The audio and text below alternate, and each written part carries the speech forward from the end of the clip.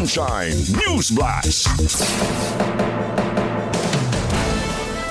Sa pikas bahin gipadayag ni LTFRB 7 Director Abusamin Matuan nga padayon ang paningkamot sa ahensya.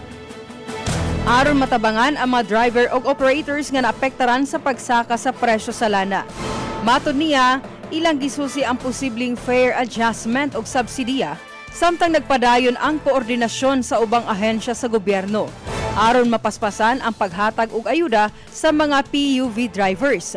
Gihangyo usab sa LTFRB ang publiko nga magpabiling masinabtanon tungod kay ang posibleng pagsaka sa pamasahe agi pa sa hustong proseso ug aprobasyon. Sa pagkakaroon wa pay opisyal nga fare increase nga giaprobahan sa ahensya. Gipasidanan usab ni Matuan ang publiko batok sa nagkatap karon nga dili otorisadong fare matrix ug giingong illegal nga paggamit niini.